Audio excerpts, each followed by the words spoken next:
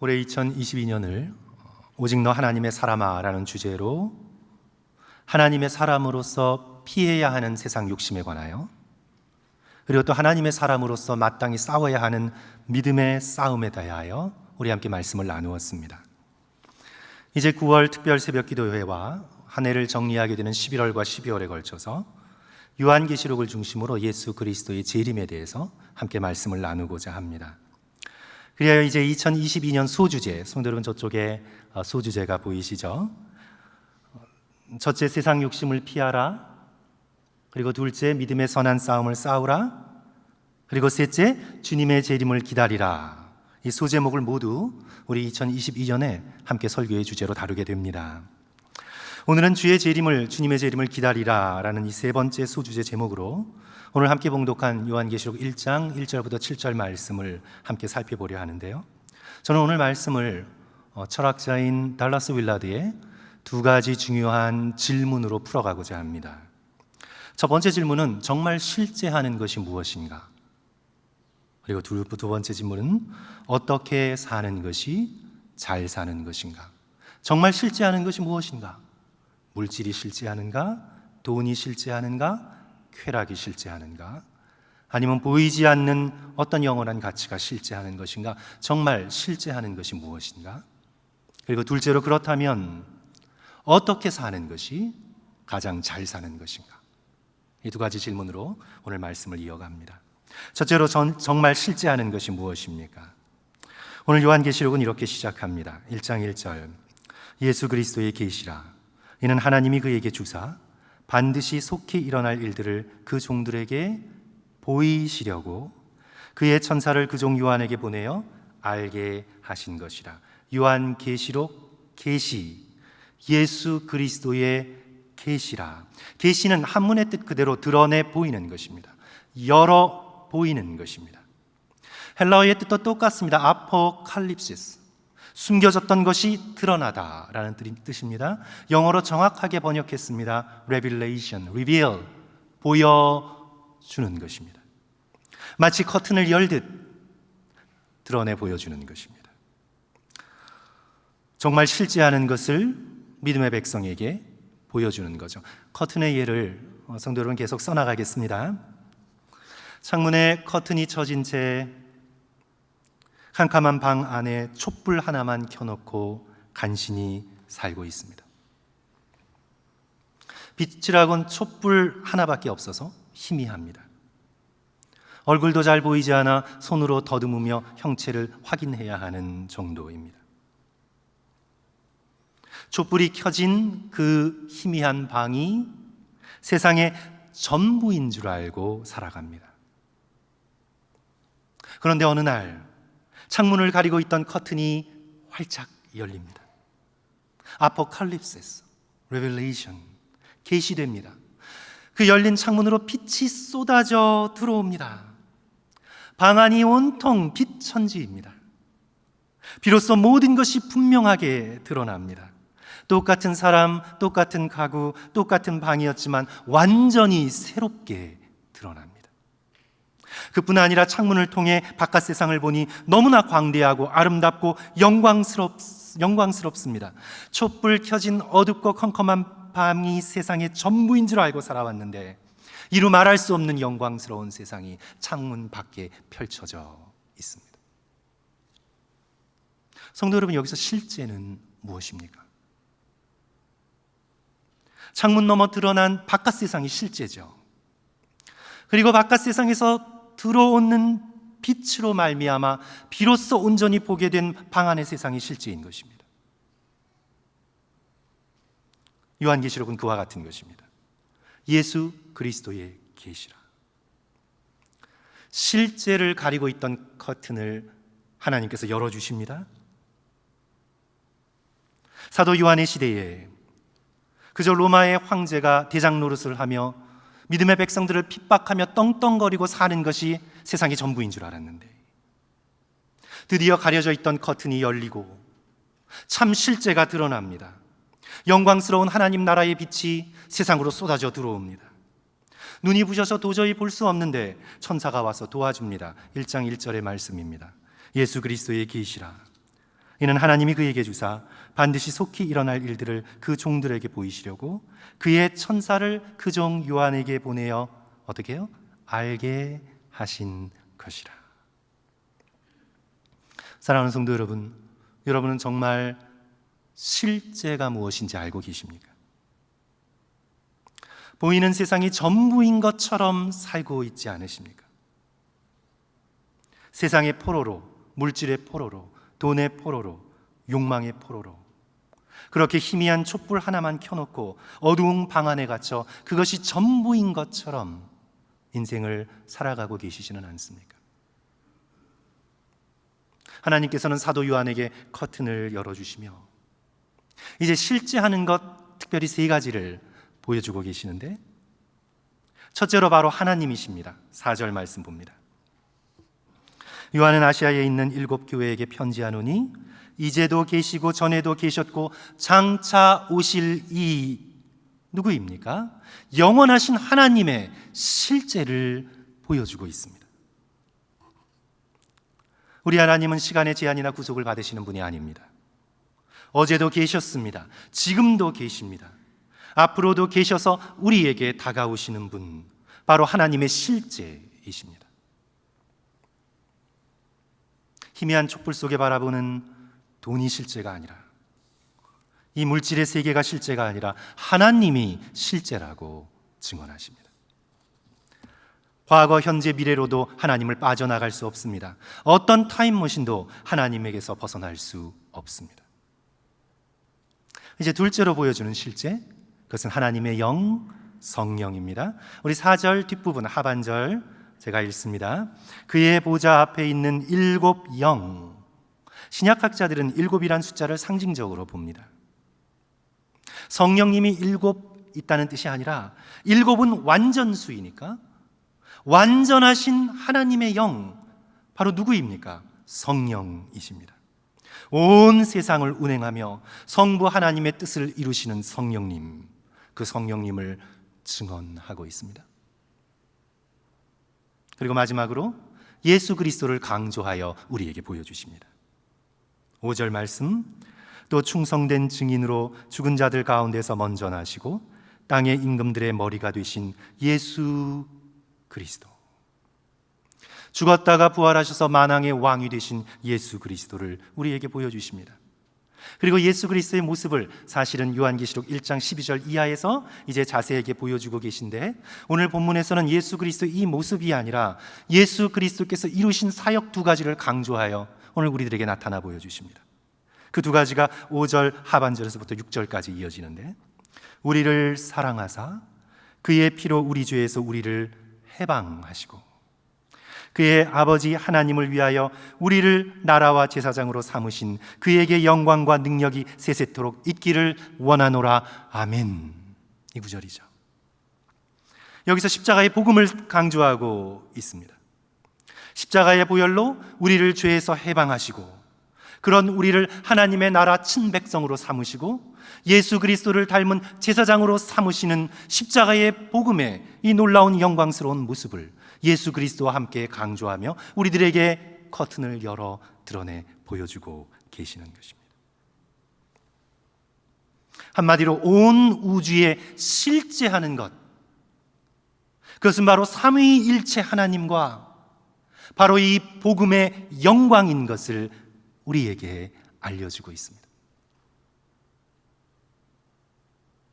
그리하여 하나님은 없다라고 하고, 커튼이 쳐진 것도 모르고, 창밖의 세계와 그 빛을 알지 못하고, 자신의 조그만 이성의 빛, 계산의 빛, 그런 것들로서 인생을 더듬거리며 물질이 전부인 것처럼 하나님을 등지며 제멋대로 십자가의 복음을 거절하며 살아가고 있는 사람은요, 실제를 사는 게 아닙니다.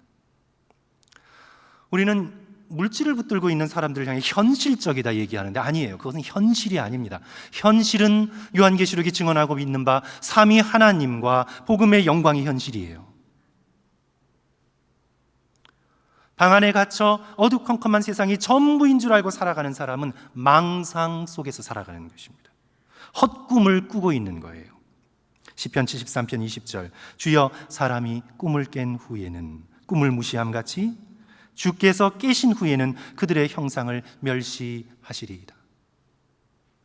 실제를 살지 못하고 망상 속에서 살아가는 사람들, 하나님께서 실제의 실제 되신 하나님께서 이 땅에 오실 때 멸시하실 것이라 말씀하고 있는 것입니다. 성도 여러분, 요한계시록을 읽으시면서 꼭 기억하고 기억하실 사실은요, 정말 실제하는 것은 바로 어제도 계셨고 지금도 계시고 장차 오실 이 삼위일체 하나님이시며, 그 삼위 하나님께서 예수 그리스도 안에서 이루신 영광스러운 십자가의 복음이다. 이 사실을 잊지 말고 기억하시는 저와 성도들 되시기를 주님의 이름으로 간절히 축원합니다. 삼위 하나님과 십자가의 복음이 really real, 정말로 실제하는 것, absolute reality, 절대적인 실제입니다. 나머지 것들은 다 순간적인 실제입니다. 있다가 사라지는 것들입니다. 그러나 어제도 계셨고 지금도 계시고 장차 오실 이 삼위 하나님 예수 그리스도를 통해 이루신 복음의 영광은 영원히 실제하는 것입니다. 물고기에게 물이 실제이듯, 짐승들에게 땅이 실제이듯, 공중의 새에게 하늘이 실제이듯, 영적인 존재인 우리 인간에게는 삼위 하나님과 십자가의 복음이 실제입니다. 그것을 벗어날 꿈도 꿀 수 없습니다. 벗어나서 살 수조차 없습니다. 그렇다면 우리는 이제 두 번째 질문에 도달하게 됩니다. 그러면 어떻게 살아가는 것이 인생을 잘 사는 것입니까? 첫째로 3절 말씀 보시면 하나님의 말씀을 읽고 듣고 지키는 자가 잘 살아가는 것입니다. 3절 말씀 다 같이 한 목소리로 함께 읽겠습니다. 이 예언의 말씀을 같이 읽습니다. 시작. 이 예언의 말씀을 읽는 자와 듣는 자와 그 가운데 기록한 것을 지키는 자는 복이 있나니 때가 가까움이라. 때가 가까워요. 예수 그리스도께서 재림하시는 때가 가깝습니다. 그것이 우주적 종말, 역사적 종말이던 아니면 우리의 개인적 종말이던 이 모든 역사의 무대, 인생의 무대가 사라지고 주인 되시는 예수 그리스도께서 우리의 전면에 등장하실 때가 곧 가깝습니다. 우리가 우리의 살아있을 동안 역사의 종말을 맞이하지 못한다 할지라도 저와 여러분의 의식의 종말, 생명의 종말, 우리들의 이 땅 가운데의 삶의 종말 앞에 서서 우리는 살아계신 예수 그리스도를 눈과 눈을 맞대고 볼 것입니다. 나머지 모든 것들은 실제가 아닙니다. 우리가 쥐어주면서 살아왔던 돈, 명예, 추구하면서 살았던 욕망 하나도 들고 주님 앞에 설 수 없습니다. 우리는 빈손이 되어 우리의 영혼 하나를 붙들고 실제 되시는 예수 그리스도의 눈빛에 마주하게 될 것입니다. 때가 가깝습니다. 주의 강림이 가깝습니다. 그때를 준비하며 어떻게 살아가는 것이 잘 사는 것입니까? 당연히 곧 오실 예수 그리스도의 말씀을 듣고 순종하는 자가 복된 것입니다. 아버지가 자녀들에게 나갔다가 저녁에 올 테니 집이 지저분하니까 각자 방 청소 잘 하라고, 그러면 돌아와서 청소가 깨끗이 돼 있는 자녀들에게 상을 줄 것이라고 말씀합니다. 그러면 성도 여러분, 아버지의 집안에서, 이 집안에서 누가 복된 존재입니까? 누가 잘 사는 것입니까? 당연히 아버지의 말씀을 듣고 아버지께서 돌아오시기 전에 부탁하신 것을 잘 행하는 자가 복된 자입니다. 너무나 당연한 거죠.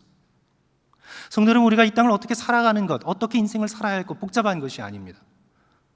너무나 명료하고 분명합니다. 선생님이 학생들에게 자습하라고 하면서 1시간 후에 돌아와 시험 칠 것이라고 말씀하시며 나가십니다. 그러면 그 학교에서 누가 복된 학생입니까? 누가 잘 사는 학생입니까? 선생님의 말씀을 귓전으로 듣는 것이 아니라 잘 듣고 1시간 동안 열심히 공부하여 시험을 준비한 학생이죠. 너무나 당연한 것입니다. 어떻게 인생을 잘 사는 것은 너무나 당연한 것입니다. 온 세상의 창조주 되시고 우리의 생명의 주관자 되시며 우리의 삶을 최종적으로 평가하실 예수 그리스도께서 말씀하십니다. 곧 돌아올 터이니 내가 너희들에게 명령한 이런 것들을 잘 지켜 행하라고. 그러면 성도 여러분, 어떻게 사는 것이 하나님이 창조하신 이 세상에서 잘 사는 것입니까? 예수 그리스도의 말씀을 듣고 그것을 지키는 사람이 잘 사는 것입니다. 이 예언의 말씀을 읽는 자와 듣는 자와 그 가운데 기록한 것을 지키는 자는 복이 있나니 때가 가까움이라. 이 예언의 말씀은 직접적으로 이제 요한계시록 2장과 3장에 나오는 소아시아의 7 교회에게 주신 말씀입니다. 직접적으로 그렇습니다. 우리가 야복강 특별 새벽 기도를 통해서 함께 살펴보려고 합니다. 어떤 말씀을 주셨습니까? 에베소 교회를 향해서는 처음 사랑을 회복하라. 서머나 교회에게는 죽도록 충성하라. 대강대강하지 말고 죽을 때까지 죽도록 너는 충성하라. 버가모 교회에는 잘못된 가르침에서 속히 돌이키라. 세상에 빠져 있다면 속히 돌이키라. 두아디라 교회에서는 행음을 그치라. 음란함을 버리라. 사대 교회를 향해서는 다시 굳건하게 서라. 거의 죽게 되었으니 다시 정신 차리고 굳건하게 일어서라.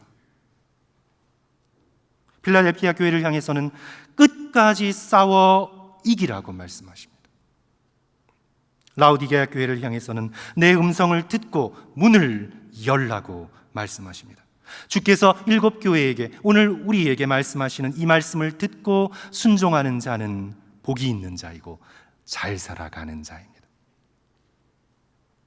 단지 계시록 2장 3장의 말씀뿐만 아니라 성령의 감동으로 기록된 하나님의 말씀, 성경의 말씀을 날마다 듣고 읽고 마음에 새기며 그것을 순종하고 실천하며 지키는 자, 인생을 정말 잘 살아가는 것입니다.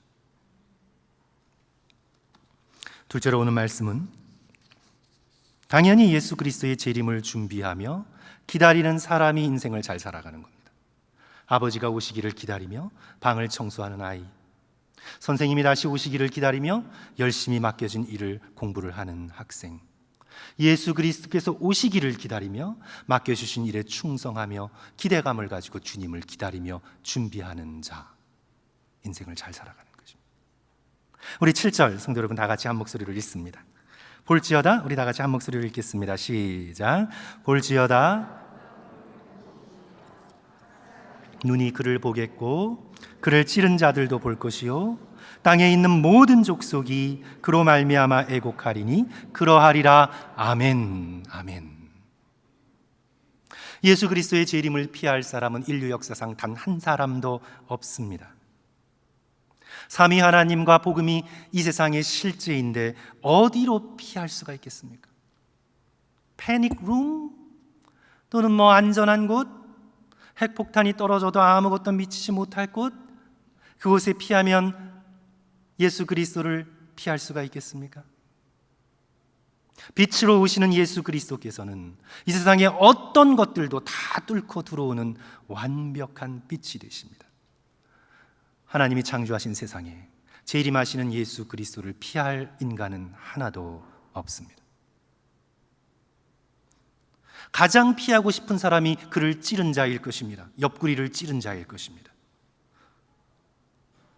각 사람의 눈이 그를 보겠고 그를 찌른 자들도 볼 것이요 땅에 있는 모든 족속이 그로 말미암아 애곡하리니 그러하리라.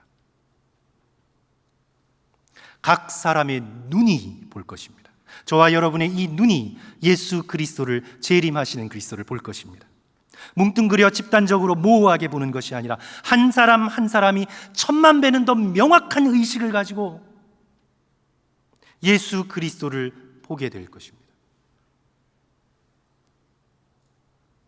각 나라 모든 족속이 재림주 예수 그리스도를 만나게 될 것입니다. 그런데 오늘 본문의 말씀은 애곡하여 울 것이라. 모든 사람이, 땅에 있는 모든 족속이 그로 말미암아 애곡하리니. 성도 여러분, 왜 애곡할까요? 왜 울게 될까요? 애곡의 울음에도 두 종류가 있어요. 하나님의 자녀들은 구원의 감격으로 눈물을 흘릴 것이고, 복음을 거부하고 끝까지 거부했던 자들은 심판의 두려움으로 애곡하게 될 것입니다. 모든 사람들이 울게 될 것입니다. 구원의 감격으로 울게 되던, 심판의 두려움으로 통곡하게 되던 예수 그리스도를 만나는 모든 자들의 첫 반응은 울음일 것입니다. 성도 여러분, 우리도 너무 반가운 사람을 보면 울잖아요.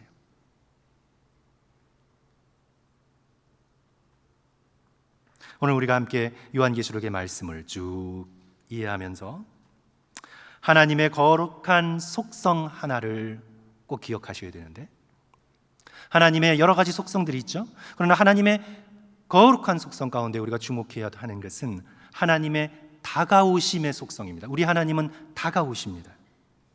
우리 하나님은 다가오시는 하나님이십니다. 4절 다시 한번 하나님을 이렇게 계시해 주고 있는데, 하나님을 어떻게 계시하고 있습니까?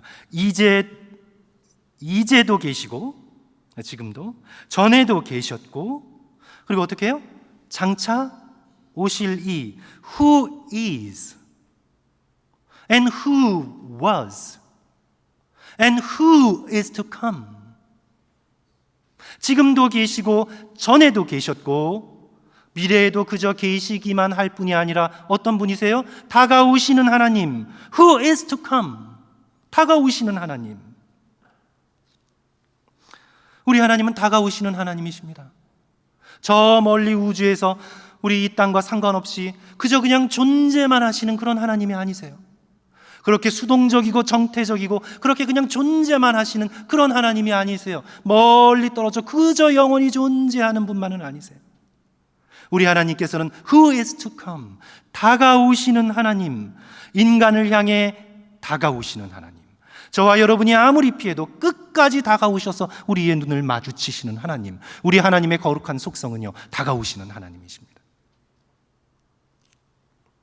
피하고 멀리한 건 인간이었지 하나님께서 인간을 피하지 않으셨습니다. 아담과 하와가 선악과를 따먹고 두려워 피하여 숨었습니다. 아담아, 내가 어디 있느냐? 하나님이 먼저 찾으셨습니다. 가인도 동생을 죽이고 동쪽으로 멀리 떠났습니다. 하나님께서 가인을 찾아오셨습니다. 인간들 모두 더욱 멀리 떠나 바벨탑을 쌓습니다. 하나님께서 바벨탑을 쌓는 인간들을 찾으셨습니다. 떠난 건 인간입니다. 떠난 건 저와 여러분입니다. 하나님은 끊임없이 다가오고 계십니다. 하나님께서는 아담에게도, 가인에게도, 노아에게도, 아브라함에게도, 야곱에게도 거절당하시고 거절당하셔도 끝까지 다가오시고, 모세에게도 타지 않는 가시떨기나무 불꽃 가운데 찾아오셔서 구원을 약속하십니다. 마침내 인간이 되셔서 인간의 몸을 입고 역사 한가운데 오셨습니다. 요한복음 1장 11절, 자기 땅에 오매 자기 백성이 영접지 아니하였으나, 그리하여 십자가에 못 박혀 죽으셨으나 부활의 주님께서 다시 찾아오십니다. 우리 하나님은 다가오시는 하나님이십니다. 이제 최종적으로 마지막으로 온 인류 역사의 완성과 마침이 되기 위하여 예수 그리스도께서는 다시 오시고 계십니다. 이것이 오늘 7절입니다. 볼지어다 그가 구름을 타고 오시리라. 각 사람의 눈이 그를 보겠고 그를 찌른 자들도 볼 것이요 땅에 있는 모든 족속이 그로 말미암아 애곡하리니 그러하리라. 아멘.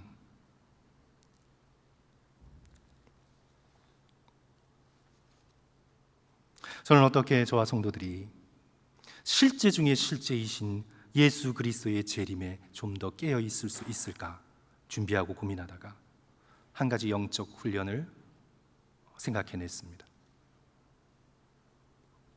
성도 여러분, 일주일 동안 우리 성도들께서 지난 주일 아침에 일어나셔서 또는 저녁에 두 손을 벌리시고 내 마음이 점점 집착되고 있는 것들을 주님 앞에 드리며 예수 그리스도만이 나의 유일한 기쁨이요 나의 유일한 사랑의 대상 되심을 고백하는 영적 훈련을 하셨을 텐데, 그것도 계속 하시면서 이제 일주일 동안 성도들께서 기억하시고요, 이런 영적 훈련을 하십시오.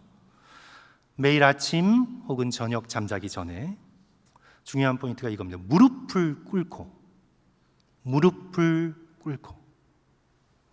이제 걱정되죠. 관절이 불편한데 어떡하나. 괜찮아요, 성도 여러분. 오래 기도하지 않을 겁니다.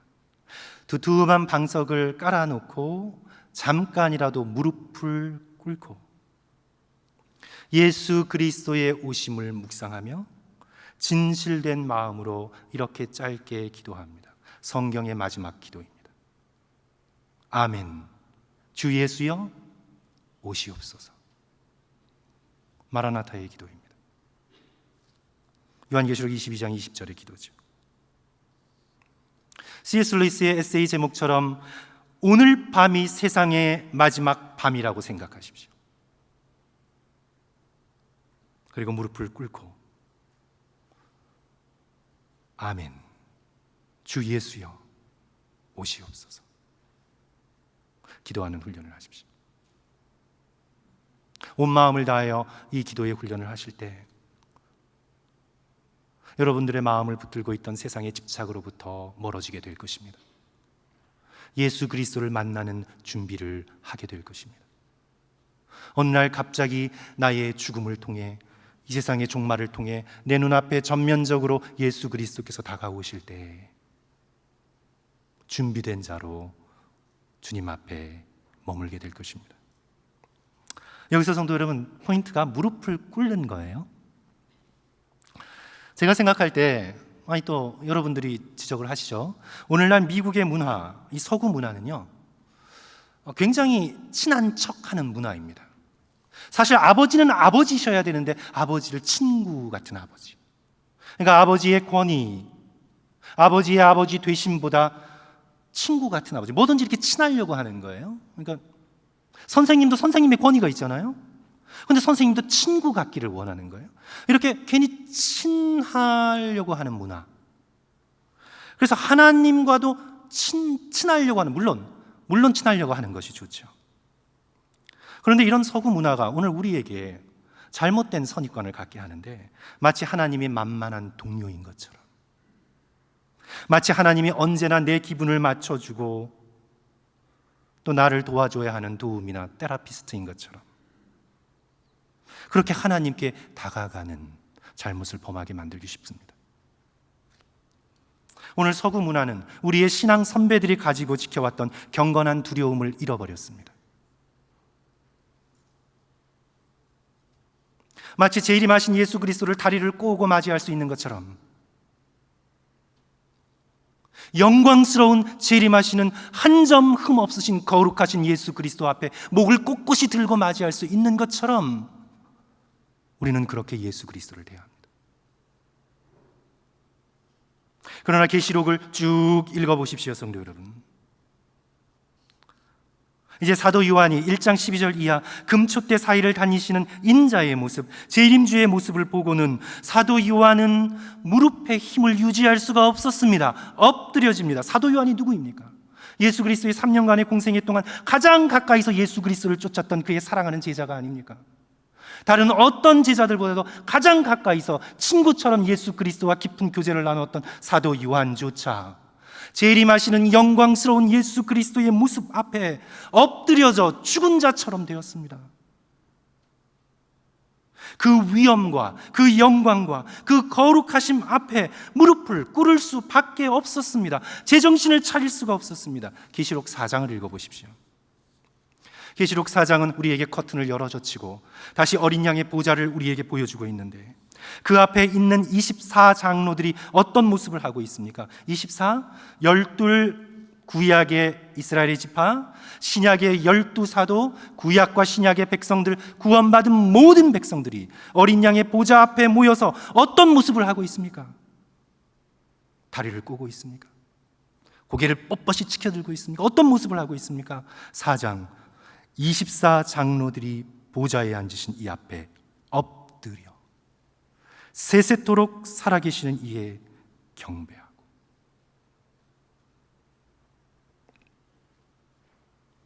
내 눈 앞까지 다가오실 우리의 실제 중에 실제 되시는 예수 그리스도의 재림을 준비하면서 살아계신 사랑하는 성도 여러분, 우리의 선배들이 지녔던 경건한 두려움을 회복하시고 한 주간 동안 무릎을 꿇고 오늘이 이 세상의 마지막 밤이라고 여기시며 겸손히 온 마음을 다해 짧지만 진실된 마음으로 기도하십시오. 아멘. 주 예수여 오시옵소서. 나의 삶에 오시고 이 땅에 오시고 이 세상에 오소서. 아멘. 주 예수여 오시옵소서. 삼위 하나님과 십자가의 복음이 실제 중에 실제인 것을 믿으며 주의 다가오심을 기대하며 말씀에 순종하고 겸손히 무릎 꿇고 기도하면서 예수 그리스도의 재림을 기대하며 기다리며 준비하시는 저와 성도들 되시길 주님의 이름으로 간절히 축원합니다.